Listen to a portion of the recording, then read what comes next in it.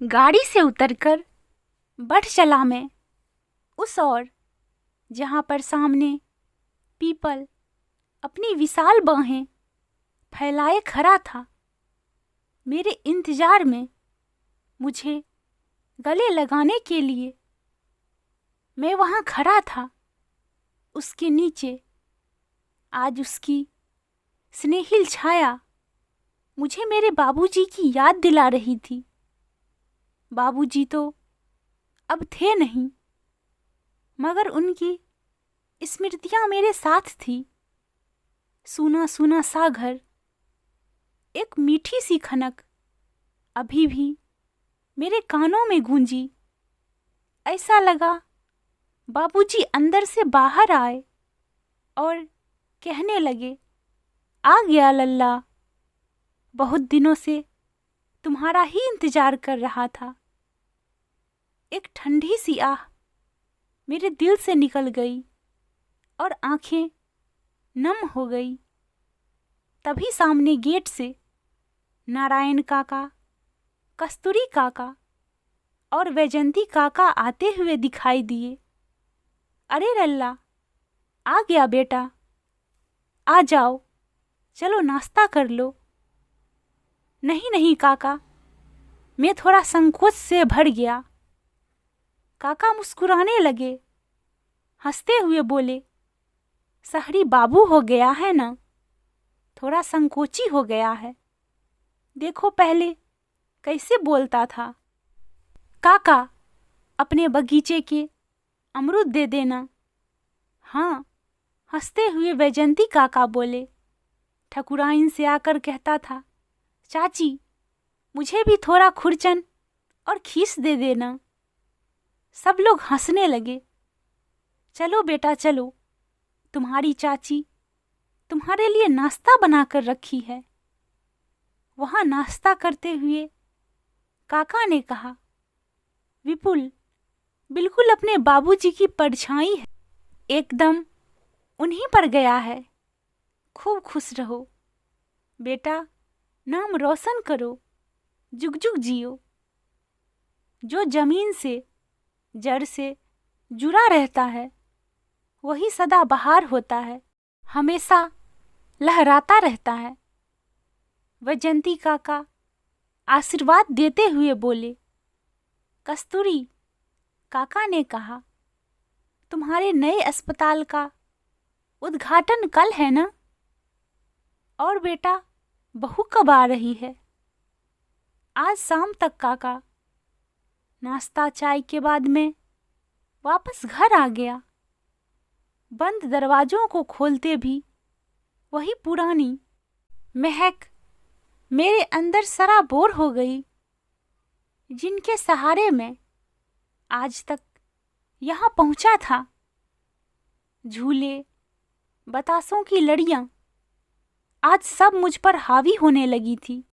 विमला झाड़ू लगाकर चली गई थी। उसने कहा, भैया कल से मैं खाना बना दिया करेगी, आप चिंता मत करना।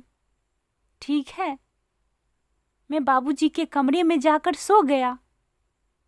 पुरानी बातें याद आने लगी थी। वैजंती काका ने कहा था, मैं अपने बाबूजी की परछाई हूँ, बिल्कुल उन पर ही गया हूँ।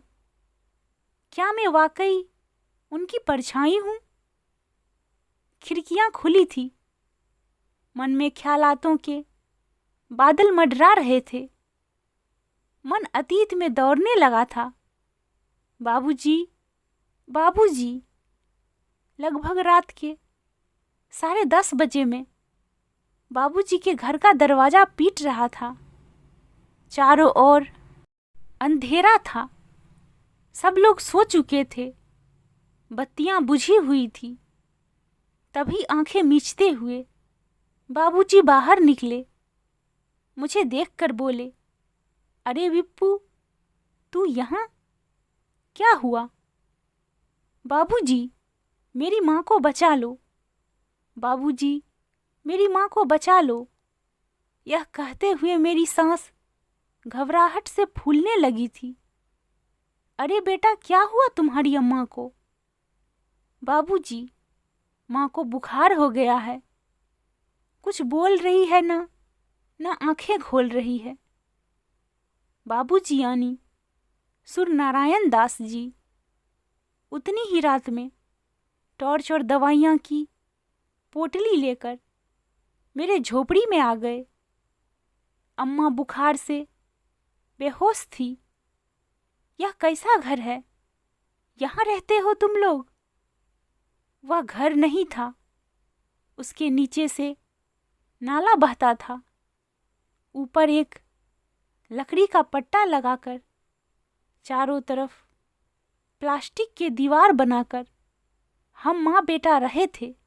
बाबूजी ने अम्मा को दवाइयाँ दिया, घर से खाना भी मंगवा दिया। उन्होंने कहा, विप्पू, कोई और ज़रूरत हो तो बता देना। पर माँ का बुखार खत्म होने का नाम ही नहीं ले रहा था। दूसरे दिन बाबूजी फिर से हमारे घर आए। माँ संकोच से गर गई। वह कराहती हुई बोली, बाबूजी, मेरे प्राण निकलने वाले हैं, पर इस बच्चे के कारण अटके हुए हैं। इस बच्चे को कृपा करके किसी अनाथालय में डाल देना या अपने घर ले जाकर इसे नौकर बना लेना, ताकि मेरे प्राण आसानी से निकल जाएं। यह क्या बोल रही हो तुम मालती? क्यों तुम्हारे प्राण निकलने लग गए? सुबकते हुए माँ ने कहा, इसका बाबा एक दूसरी छोरी उठाकर ले आया। दारू से निकलता ही नहीं। उसने हमको इतना मारा कि उन्होंने अपने जख्म दिखाते हुए कहा। फिर हम दोनों को धक्के मारकर घर से निकालकर बाहर कर दिया। बड़ी मुश्किल से इस नाले पर जगह मिली। किसी से उधार पॉलिथीन लेकर एक छत डाली।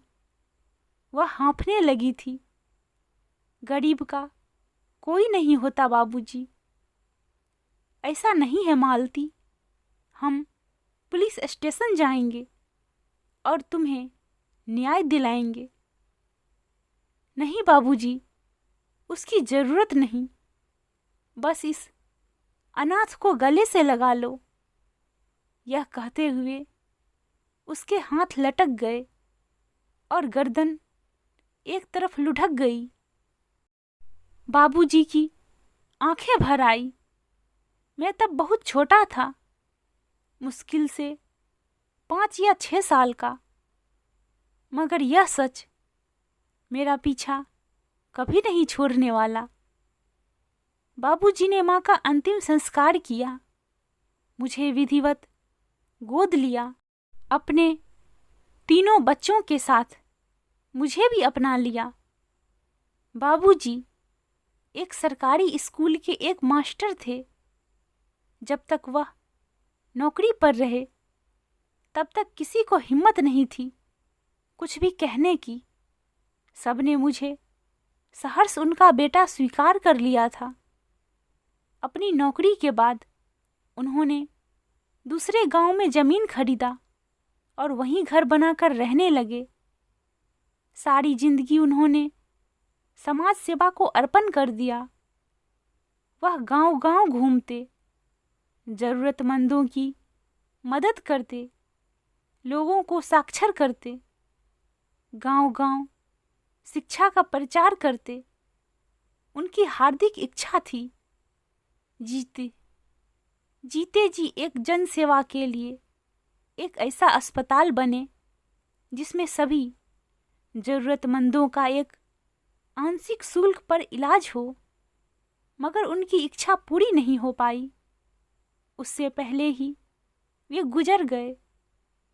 अपनी जिंदगी की अधिकांश पूंजी उन्होंने मेरी पढ़ाई में खर्च कर दी। मुझे पढ़ाया लिखाया, काबिल बनाया, एक सुशील लड़की के साथ विवाह कराया। मुझे जिंदगी देने वाले बाबूजी अब इस दुनिया में नहीं है। आज मुझे देखते ही सब लोग अदब से सर झुकाकर खड़े हो जाते हैं। डीएम विपुल कुमार, यह नामकरण भी बाबूजी ने ही किया था। अगर बाबूजी साथ नहीं देते, उस समय आगे नहीं बढ़ते, तो आज मेरा क्या होता?